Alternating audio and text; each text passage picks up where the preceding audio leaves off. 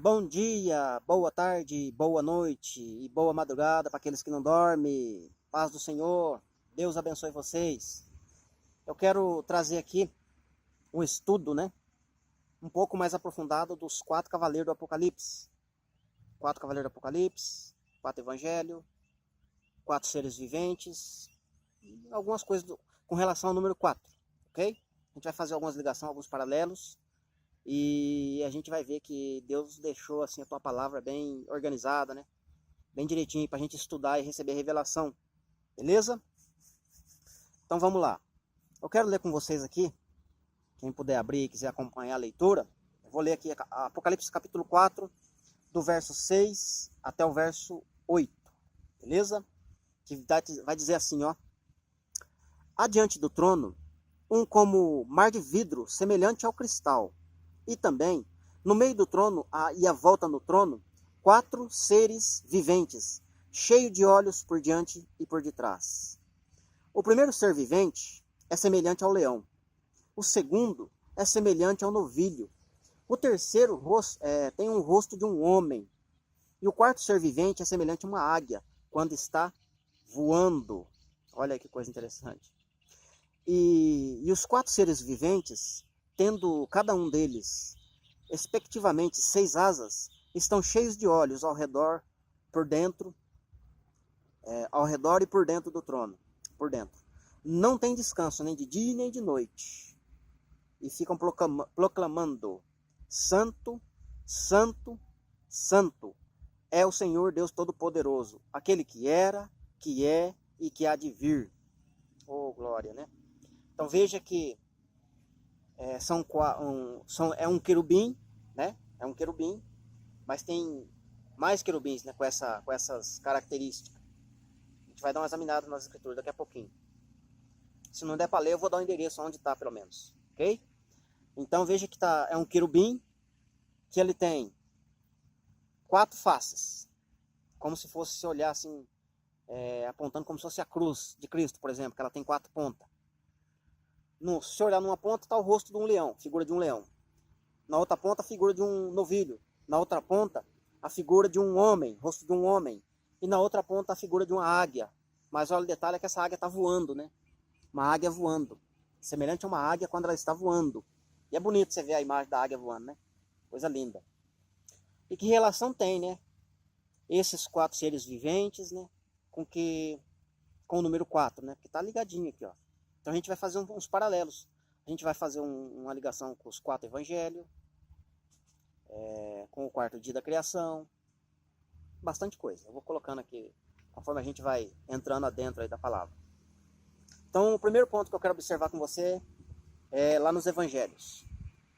Lá no evangelho de Mateus, esse primeiro ser com um rosto de leão vai apontar para uma pessoa lá, para um ser. No evangelho de João, o nosso Cristo, o meu Cristo, o seu Cristo, o escritor do Mateus, né, enfatiza muito que ele vem como o leão da tribo de Judá, Cristo. Então Jesus vem como o leão da tribo de Judá no evangelho de Mateus, né? E ele fala com autoridade, ensina com autoridade. Ou seja, demonstrando o poder, a figura, né, do leão, né? Rugido do leão. Rugido do leão causa pânico, causa medo, alerta, avisa. Onde o leão chega, né, ele é rei. Ele põe medo, né? A presença dele já incomoda, né? Então veja que Jesus, no evangelho de Mateus, ele vem como leão da tribo de Judá. Beleza? Apontando aí a primeira face do querubim lá. Mostrando quem? A obra de Cristo. Segunda face, novilho. O novilho a gente vai encontrar no evangelho de Marcos, a figura do Messias, né, do nosso Cristo, que ele vem como servo, né? Aliás, ali no evangelho de Marcos, ele vem para servir, né? Ele vem para servir e dar sua vida em resgate de muitos. Eu não lembro o verso aqui com decorar, né? Eu não consegui decorar ainda o verso lá. Mas, então está apontando que ele vem para servir. Nos arremete em Isaías 53, né? Que ele veio para servir como servo, né? Deu a sua vida, deu seu sangue, como cordeiro, né? Foi levado mudo aos torqueadores. E começa a falar lá. e o castigo que nos traz a paz estava sobre ele, né? Veja que tem uma relação muito grande com Marcos, né? Com o evangelho de Marcos, né? Por ser servo, eu vim para servir. E o novilho, na figura do novilho, o novilho serve para quê? Para servir o homem, né?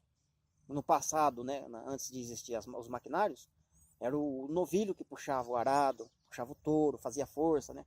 Ajudava o homem, servia o homem, né? E serve para alimento também, até hoje, inclusive, novilho. Beleza? No Evangelho de Lucas, a gente vai ver que Jesus vem como homem, né? Ele é o filho do homem, ele vem como homem. Ele chora no Evangelho de Lucas, ele ri, ele se envolve mais com o ser humano, vamos falar assim, né, no Evangelho de Lucas, né? Ele dá risada, ele senta na mesa de pecadores, de publicanos, etc. Então, mostra o Jesus homem no Evangelho de Lucas, né? Inclusive, ele foi tentado no deserto, né? O qual Satanás, né, tentou pegar ele, né? No manjê, né? Na comida. Porque na glória, reino e poder, o diabo falou, sabia que não ia conseguir. Viu que Jesus, né? Ele não caiu nessa. Até falou, já vou tentar na comida. 40 dias sem comer, transforma a pedra em pão. Aí Jesus respondeu para ele o quê? Nem só de pão viverá o homem, mas toda palavra que procede da boca de Deus, né? Então, Jesus venceu a fome no deserto, né? Como homem. Veja que, e isso, já que eu vou apontar outras situações com relação ao Evangelho de Lucas, né? Na situação de Jesus como homem na terra. E o quarto evangelho, que é o Evangelho de João, você vai ver lá as expressões que Jesus falando, né? Eu desci do céu, né? Eu desci do céu, eu sou o pão vivo que desci do céu. E várias vezes você vai ver ele subindo e descendo, né? Ele está fazendo, como é que fala? Simbologia, tipologia, se referindo a ele, eu desci e subi, eu vou a hora que eu quero, eu vou e volto a hora que eu quero, né? Eu desço e subo a hora que eu quiser. Apontando o quê? A figura da águia, né? E se você for analisar as características de uma águia, né? É muita, eu não vou nem entrar muito aqui, eu vou falar de duas pelo menos aqui só. Que ela pode voar, né? Ela inclusive é a rainha das aves, né? A águia. A visão dela de alcance é incomparável. Ela tem uma auto-regeneração, né? Sozinha.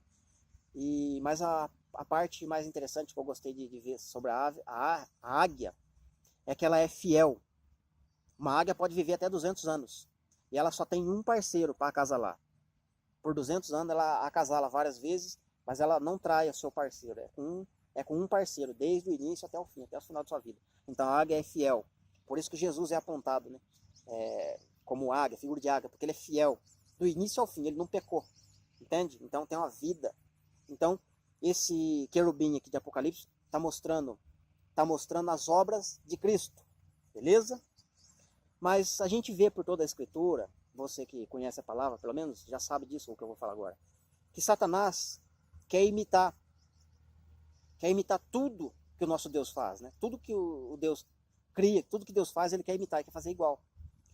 Então, quando você vai lá no livro de Daniel, você vai ver lá 4 animais, né? 4 animais esquisitos lá, não é? E mostrando o quê? Mostrando as obras de um outro ser, né? E Deus vai trazer lá a revelação para Daniel, né? Primeiro a imagem de um leão, só que é um leão diferente, né? Acho que eu vou ler lá com você, lá em Daniel. Esses querubins, amados, aí você deve estar pensando o seguinte, mas lá em Daniel não está copiando não, porque agora só em Apocalipse que apareceu esses animais, esses seres viventes, como está copiando? Mas esses seres viventes está em Ezequiel e está em Isaías também, que profetizaram antes de Daniel. Entenda? Então, Satanás está copiando sim, com certeza. Mas vamos lá para o livro de Daniel para a gente ler alguns versos lá que vai falar dos 4 animais lá também. Para a gente fazer umas ligações.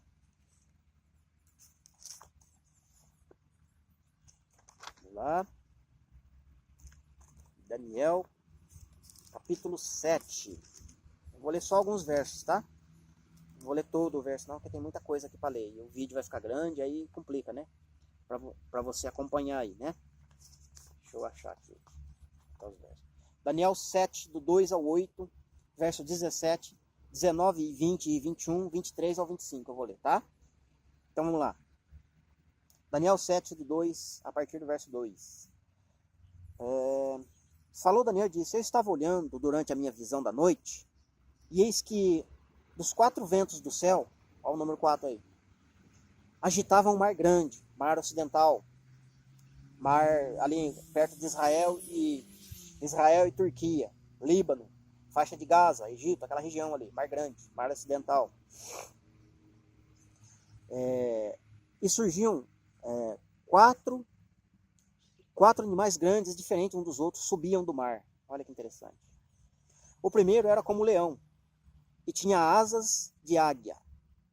E enquanto eu olhava, foram-lhe arrancadas as asas, e foi levantado na terra, posto a 2 pés como homem, e foi-lhe dado a mente de homem. Veja que coisa esquisita. Esse falou do leão, né? Primeiro animal. Verso 5. Continuei olhando, e eis que o segundo animal, semelhante a um urso, o qual levantou sobre um dos seus lados na boca, e levantou sobre um dos seus lados na boca, entre os dentes, tinha 3 costelas, olha aí, e lhe diziam, levanta-te, devora toda a carne. Verso 6. Depois disso, continuei olhando, e eis que um outro animal, terceiro animal, semelhante a um leopardo, e tinha nas costas 4 asas de ave, tinha também este animal 4 cabeças, e foi-lhe dado domínio. Olha que animal esquisito, um leopardo com 4 cabeças, com asa. 7. Depois disso eu continuava olhando nas minhas visões da noite, e eis o quarto animal, terrível, espantoso e sobremodo forte, o qual tinha grandes dentes de ferro, e devorava e fazia em pedaços, e pisava aos pés, e que sobejava, e era diferente de todos os animais que apareceram antes dele, e tinha 10 chifres. Muito bem. Verso 17. Estes grandes animais que estão, são 4. São 4 os reis que se levantarão da terra. Muito bem. Verso 19, 20 e 21. Então tive desejo de conhecer a verdade a respeito do quarto animal, que era diferente de todos os outros. Muito terrível, cujos dentes eram de ferro, cujas unhas eram de bronze, que devorava e fazia em pedaços e pisava aos pés e que sobejava. E também a respeito dos 10 chifres que tinha na cabeça, e o outro que subiu, dentre o qual caíram 3, daquele chifre que tinha olhos e uma boca que falava com indolência, e parecia mais robusto do que os seus companheiros. 21. Eu olhava, e eis que este chifre fazia guerra contra os santos, contra a igreja, e prevalecia contra eles, até que veio o ancião de dias e fez justiça aos santos do Altíssimo, e veio ao tempo em que os santos possuíram o reino. Olha aí. Interessante, né? E agora o verso 23 e 25. Então ele disse, o quarto animal será um quarto reino na terra, o qual será diferente de todos os reinos, e devorará toda a terra, e pisará os pés, e fará em pedaços os 10 chifres que correspondem a 10 reis, que se levantarão daquele mesmo reino, e depois dele se levantará um outro, o qual será diferente dos primeiros, e abaterá 3 reis. Vamos lá, o 25. Né? Proferirá palavras contra os santos do Altíssimo, magoará os santos, e cuidará em mudar os tempos e a lei dos santos, e lhes serão entregues nas mãos por um tempo, 2 tempos, metade de um tempo. Muito bem. Bom, depois eu leio mais para frente outros textos aqui. Só aqui tá bom. Então aqui está falando de 4 animais diferentes, né, dos quais o primeiro animal, que é o leão, linka diretamente com a cabeça da estátua, né? Uma visão que Daniel teve anteriormente, na verdade Nabucodonosor teve a visão, né? E Daniel teve a revelação para interpretar. Então quando você pega e liga, por exemplo, né? Eu preciso fazer um outro estudo, eu vou dar só uma resumidinha para mim falar da estátua e dos animais. Porque agora na verdade eu quero só fazer ligação entre os quatro querubins, lá o querubim que tem 4 faces, com esses 4 animais aqui, mas eu vou dar uma pincelada aqui só para a gente fazer umas ligações depois. O primeiro animal com face, com semelhança do leão lá, né? Linka direto com a cabeça do Nabucodonosor, que é de ouro, apontando para a Babilônia. O segundo animal, que é o leopardo, ou melhor, que é o urso, vai apontar para o peito da estátua, que é o reino de prata, né? Que é dos medos. O terceiro animal, que é o leopardo, vai apontar para o ventre e as coxas, né? De bronze, que aponta para a Grécia, né? Os gregos. E E depois o quarto animal, que é uma besta, né? Vai apontar para Roma. Na época da Roma, né? No finalzinho do Império da Roma, né? Que é de 10 chifres, lá, nosso chifre pequeno, etc. Só que na verdade, essa besta aí, ela vai ser destruída, né? Por uma outra besta, né? A gente leu aqui, ó. Não dá para me entrar em detalhe agora, destrinchar o assunto, vai ficar comprido o vídeo. E eu não quero destrinchar esse assunto agora. Mas você vai ver lá que lá em Apocalipse vai aparecer duas bestas. Uma besta que emerge do mar e uma outra besta que emerge da terra, né? Cuja foi ferida a espadada na cabeça, aquela ferida sarou e essa besta se levantou então. Então são duas bestas. Então a besta que vai se levantar da terra vai destruir a besta que surgiu do mar. Ok? Mas é um outro assunto, isso é um outro assunto. Para a gente fazer umas ligações aqui. Então Daniel, veja que está compactada a mensagem que Daniel, o anjo está trazendo aí, a visão para Daniel. Deus está dando a visão para Daniel, mas está meio compactada a mensagem, né? E depois você continua lendo Daniel 8, Daniel 9, 10, 11, 12, ele vai destrinchando o assunto, vai dando detalhe, vai fornecendo detalhe, até chegar ao fim mesmo, né? Das 70 semanas, inclusive. Mas não é um assunto que eu quero entrar agora. Vamos nos ater no número 4.